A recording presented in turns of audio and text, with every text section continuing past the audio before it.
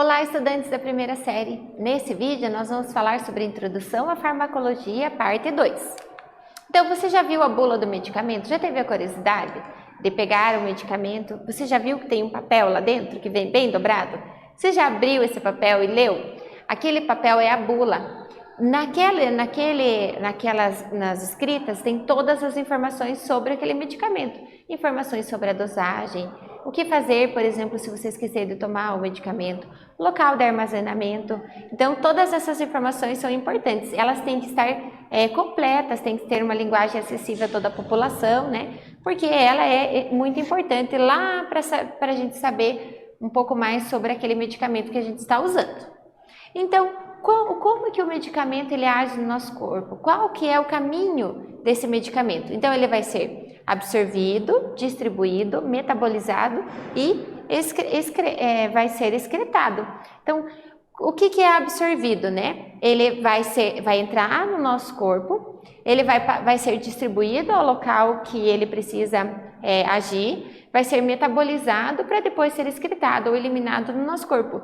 É necessário que ele passe por um desses processos para que ele tenha uma ação no nosso corpo.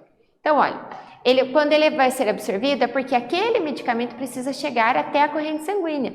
Então, se você faz uso de uma injeção, um medicamento via oral, um líquido, um inalador, né? De alguma forma, aquele princípio ativo do medicamento, ele deve chegar à corrente sanguínea. Então, depois da corrente sanguínea, ele vai circular no corpo, né? Ele vai ser distribuído do sangue para o tecido. Como que ele sabe onde ele tem que agir? Como que o medicamento sabe onde eu estou com dor? Porque existem receptores no medicamento que se ligam aos receptores lá do nosso corpo. Então, um medicamento que vai agir nos músculos, ele vai ter receptor para os músculos. Então, quando ele entrar em contato com outro local que não tenha músculo, ele não vai agir. Então, por isso que ele sabe onde ele tem que agir, né? Ele vai ser metabolizado quando esse medicamento já fez a ação dele, ele passa lá pelo nosso fígado, vai ser metabolizado, transformado em outros compostos e eles vão ser excretos. O excesso daquele medicamento não fica no nosso corpo, vai ser excreto, né? Geralmente através da urina. Então, os medicamentos podem ser em cápsulas, comprimidos ou drágeas. O comprimido é quando ele tem os fármacos e ele vai ser misturado com amido ou com uma goma e ele vai ser compactado, aquele fármaco junto com o comprimido.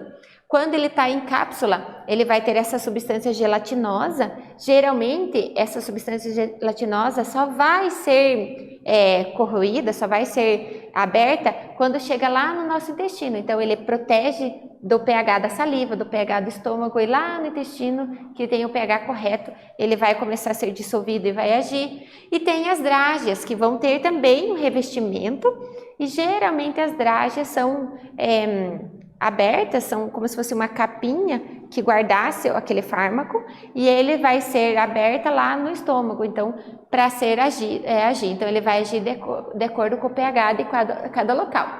A injeção é uma forma de absorção mais rápida, né?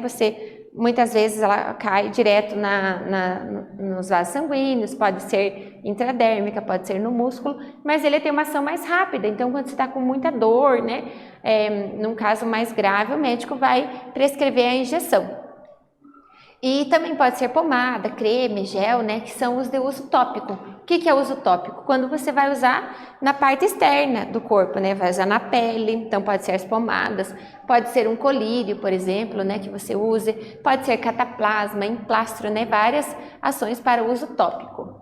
A dosagem, é importante seguir a dosagem, você já pararam para ver que às vezes a criança até uma certa idade, até um certo peso, vai tomar 2 ml daquele medicamento. E aí acima de 12 anos, por exemplo, ou acima de 50 quilos, vai ter uma outra dosagem. Por quê? Porque de acordo com a idade, o sexo, né, homem ou mulher, de condições, fatores psicológicos, vai ter as dosagens, a quantidade correta do medicamento para fazer efeito e não causar, né, um efeito contrário. Ele deve ser guardado, protegidos de calor, umidade, não deve ser guardado na cozinha em cima da geladeira, não deve ser guardado no banheiro, porque esses agentes externos podem interferir na ação dessas substâncias químicas, né? Elas vão reagir com o ambiente e podem modificar a forma delas, então elas podem acabar perdendo o seu efeito. E quando você já tem uma reação alérgica, ou vocês já olharam lá na bula do medicamento, esse medicamento pode dar determinadas reações. Como que as pessoas sabem? Em cada pessoa o medicamento vai agir de um jeito e pode dar reações diferentes. O que fazer quando você tem uma reação àquele medicamento? Você deve notificar, procurar um profissional de saúde, né?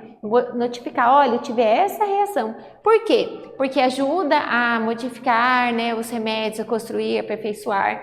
Se está escrito que pode causar essa reação adversa, o médico já pode sinalizar para o paciente determinadas situações que ele pode ter. Então é importante que, se você tiver alguma reação ao medicamento, procurar uma vigilância. Cuidados na administração, não usar álcool com remédio, combinação de remédios para não perder a ação, seguir a receita médica, o que está escrito na bula. Se não houver necessidade de jejum, ingerir alimentos, né? E ficar atento sempre ao prazo da validade, porque essas situações podem interferir na eficácia do medicamento. Onde ele deve ser descartado? No local correto. Você deve procurar o local ideal para ser guardado, para não ocorrer poluição, né, do ambiente e nem acarretar problemas lá na água, por exemplo, da população. Nesse vídeo nós falamos sobre fármacos. Espero que vocês tenham gostado. Até breve!